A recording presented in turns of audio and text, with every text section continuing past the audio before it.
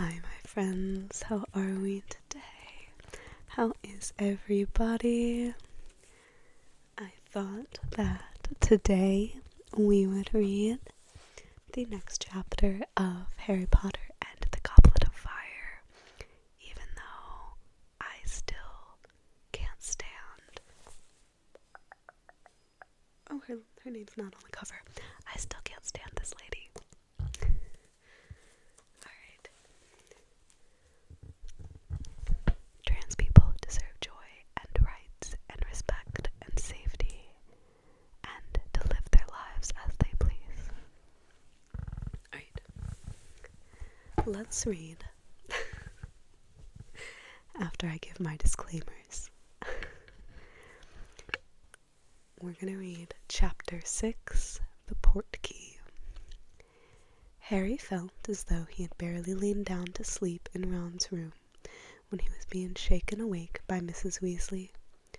"Time to go, Harry dear," she whispered, moving to wake Ron. Harry felt around for his glasses, put them on, and sat up. It was still dark outside. Ron muttered indistinctly as his mother roused him.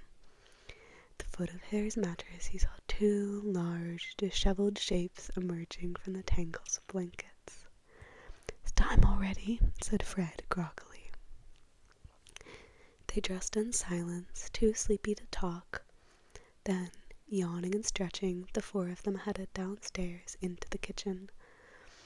Mrs. Weasley was stirring the contents of a large pot on the stove, while Mr. Weasley was sitting at the table, checking a sheaf of large parchment tickets. He looked up as the boys entered and spread his arms so that they could see his clothes more clearly. He was wearing what appeared to be a golfing sweater and a very old pair of jeans, slightly too big for him, and held up with a thick leather belt. "What do you think?" he asked anxiously. "We're supposed to go incognito. Do I look like a muggle, Harry?" "Yeah," said Harry, smiling. "Very good." "Where's Bill and Charlie and Percy?" said George, failing to stifle a huge yawn. "Well, they're apparating, aren't they?" said Mrs. Weasley, heaving a large pot over to the table and starting to ladle porridge into the bowls, so they can have a bit of a lie-in. Harry knew that apparating meant disappearing from one place and reappearing almost instantly in another, but had never known any Hogwarts student to do it, and understood that it was very difficult. "So they're still in bed," said Fred grumpily, pulling his bowl of porridge toward him. "Why can't we apparate too?" "Because you're not of age, and you haven't passed your test," snapped Mrs. Weasley. "And where have those girls got to?" She bustled out of the kitchen, and they heard her climbing the stairs. "You have to pass a test to apparate?" Harry asked. "Oh yes," said Mr. Weasley, tucking the ticket safely into the back pocket of his jeans. "The Department of Magical Transportation had to fine a couple people the other day for apparating without a license. It's not easy, apparition, and when it's not done properly it can lead to nasty complications. This pair I'm talking about went and splinched themselves." Everyone around the table except Harry winced. Splinched?" said Harry. "Left half of themselves behind," said Mr. Weasley, now spooning large amounts of treacle onto his porridge. "So, of course, they were stuck. Couldn't move either way. Had to wait for the accidental magic reversal squad to sort them out. Meant a fair old bit of paperwork, I can tell you. And what with the muggles who spotted the body parts they'd left behind." Harry had a sudden vision of a pair of legs and an eyeball lying abandoned on the pavement of Privet Drive. "Were they okay?" he asked, startled. "Oh yes," said Mr. Weasley, matter-of-factly, "but they got a heavy fine, and I don't think they'll be trying it again in a hurry. You don't mess around with apparition. There are plenty of adult wizards who don't bother with it. Prefer brooms. Slower, but safer." "But Bill and Charlie and Percy can all do it?" "Charlie had to take the test pass twice, said Fred, grinning. He failed the first time, apparated 5 miles south of where he meant to, right on top of some poor old deer doing her shopping, remember? Yes, well, he passed the second time, said Mrs. Weasley, marching back into the kitchen amid hearty snickers. Percy only passed 2 weeks ago, said George. He's been apparating downstairs every morning since, just to prove he can. There were footsteps down the passageway, and Hermione and Ginny came into the kitchen, both looking pale and drowsy. Why do we have to be up so early? Ginny said, rubbing her eyes and sitting down at the table. We've got a bit of a walk, said Mr. Weasley. Walk, said Harry. What, are we walking to the World Cup? No, that's miles away, said Mr. Weasley, smiling. We only need to walk a short way. It's just that it's very difficult for a large number of wizards to congregate without attracting Muggle attention. We have to be very careful about how we travel at the best of times, and on a huge occasion like the Quidditch World Cup. George, said Mrs. Weasley sharply, and they all jumped. What? Said George, in an innocent tone that deceived nobody. What is that in your pocket? Nothing. Don't you lie to me. Mrs. Weasley pointed her wand at George's pocket and said, Accio. Or Accio, I've heard other people say. I say Accio. Several small, brightly colored objects zoomed out of George's pocket. He made a grab for them, but missed, and they sped right into Mrs. Weasley's outstretched hand. We told you to destroy them, said Mrs. Weasley furiously, holding up what were unmistakably more Tum-Tum toffees. We told you to get rid of the lot. Empty your pockets, go on, both of you. It was an unpleasant scene. The twins had evidently been trying to smuggle as many toffees out of the house as possible, and it was only by using her summoning charm that Mrs. Weasley managed to find them all. Accio, Accio, Accio, she shouted, and the toffees zoomed from all sorts of unlikely places, including the lining of George's jacket and the turn-ups of Fred's jeans. We spent 6 months developing those, Fred shouted at his mother, as she threw the toffees away. Oh, a fine way to spend 6 months, she shrieked. No wonder you didn't get more owls. All in all, the atmosphere was not friendly as they took their departure.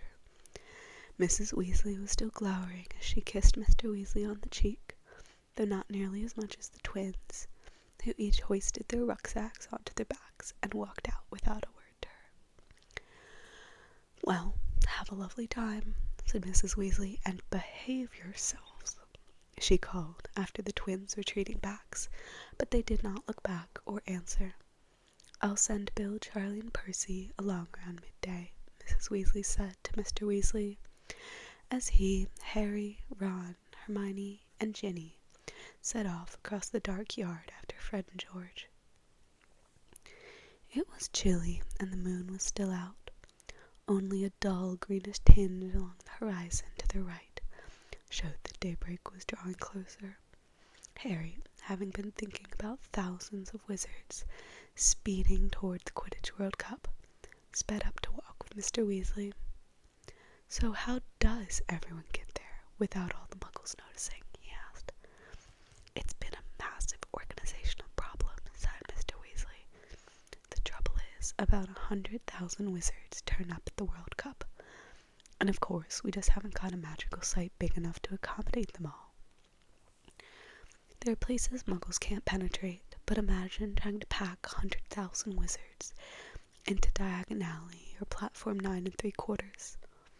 So we had to find a nice deserted moor and set up as many anti-Muggle precautions as possible. The whole ministry's been working on it for months. First, of course, we have to stagger the arrivals.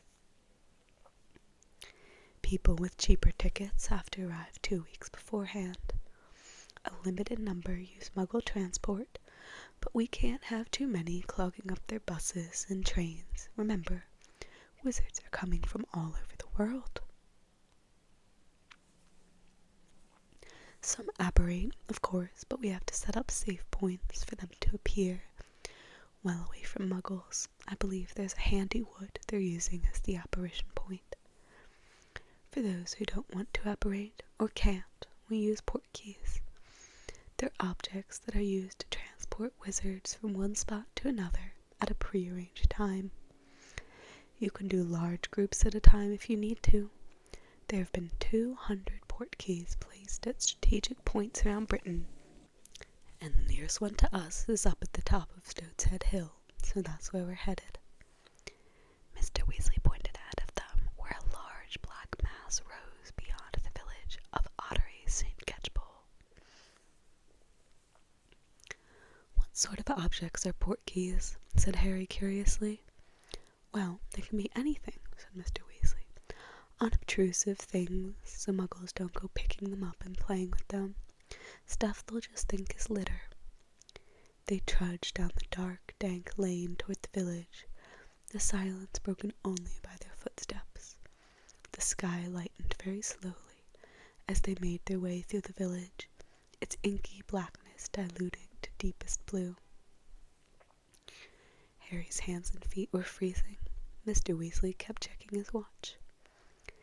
They didn't have breath to spare for talking as they began to climb Stoat's Hill, stumbling occasionally in hidden rabbit holes, slipping on thick black tuffets of grass. Each breath Harry took was sharp in his chest, and his legs were starting to seize up, when at last his feet found level ground. "Whew," panted Mr. Weasley, taking off his glasses and wiping them on his sweater. "Well, we've made good time. We've got 10 minutes. Hermione came over the crest of the hill last, clutching a stitch in her side. "Now we just need the portkey," said Mr. Weasley, replacing his glasses and squinting around at the ground. "It won't be big. Come on." They spread out, searching. They had only been at it for a couple of minutes, however, when a shout ran to the still air. "Over here, Arthur! Over here, son, we've got it!"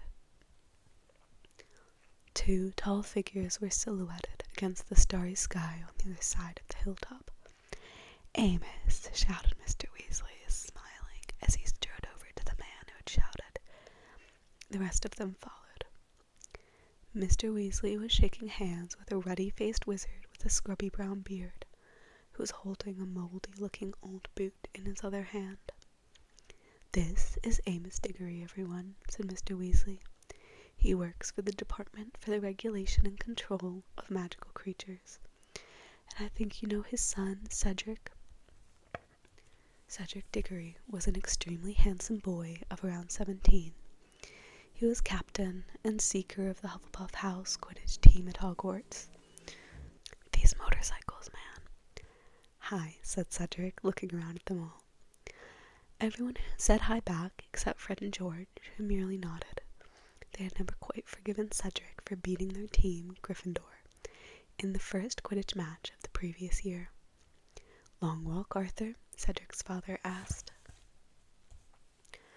"Not too bad," said Mr. Weasley. "We just live on the other side of the village there. You?" "Had to get up at 2, didn't we, Ced? I tell you, I'll be glad when he's got his apparition test. Still, not complaining. Quidditch World Cup wouldn't miss it for a sack full of galleons. And the tickets cost about that. Mind you, looks like I got off easy." Amos Diggory peered good-naturedly around at the 3 Weasley boys, Harry, Hermione, and Ginny. "All these yours, Arthur?" "Oh, no, only the redheads," said Mr. Weasley, pointing out at his children. "This is Hermione, friend of Ron's, and Harry, another friend." "Merlin's beard," said Amos Diggory, his eyes widening. Harry Potter." Yeah," said Harry. Harry was used to people looking curiously at him when they met him, used to the way their eyes moved at once to the lightning scar on his forehead, but it always made him feel uncomfortable. "Ced's talked about you, of course," said Amos Diggory. told us all about playing against you last year. I said to him, said, that'll be something to tell your grandchildren, that will. You beat Harry Potter. Harry couldn't think of any reply to this, so he remained silent. Fred and George were both scowling again. Cedric looked slightly embarrassed. Harry fell off his broom, Dad, he muttered. I told you, it was an accident. Yes, but you didn't fall off, did you? Roared Amos genially, slapping his son on the back. Always modest, are said, always the gentleman. But the best man won. I'm sure Harry'd say the same, wouldn't you, eh? One falls off his broom, one stays on. You don't need to be a genius to tell which one's the better flyer. Must be nearly time, said Mr. Weasley quickly, pulling out his watch again. Do you know whether we're waiting for any more, Amos? No, the Lovegoods have been there for a week already, and the Fawcett's couldn't get tickets, said Mr. Diggory. And there aren't any more of us in the area, are there? Not that I know of, said Mr. Weasley. Yes, it's a minute off. We better get ready. He looked around at Harry and Hermione. You just need to touch the Portkey. That's all. A finger will do. With difficulty, owing to their bulky backpacks, the 9 of them crowded around the old boot held up by Amos Diggory. They all stood there in a tight circle as a chill breeze swept over the hilltop. Nobody spoke. It suddenly occurred to Harry how odd this would look if a Muggle were to walk up here now. 9 people, 2 of them grown men, clutching this manky old boot in the semi-darkness, waiting. 3, muttered Mr. Weasley, one eye still on his watch. 2, 1. It happened immediately. Harry felt as though a hook just behind his navel had suddenly been jerked irresistibly forward. His feet left the ground. He could feel Ron and Hermione on either side of him, their shoulders banging into his. They were all speeding forward in a howl of wind and swirling color. His forefinger was stuck to the boot as though it were pulling him magnetically onward, and then his feet slammed into the ground. Ron staggered into him, and he fell over. The Portkey hit the ground near his head with a heavy thud. Harry looked up. Mr. Weasley, Mrs. Diggory, and Cedric were still standing, though looking very windswept. Everybody else was on the ground. 5:07 from Stoat's Head Hill, said a voice.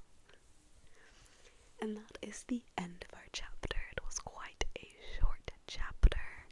I wonder how long our next one is. Maybe I should read that one too. No, the next one's a pretty hearty chapter. So we'll save that for next time.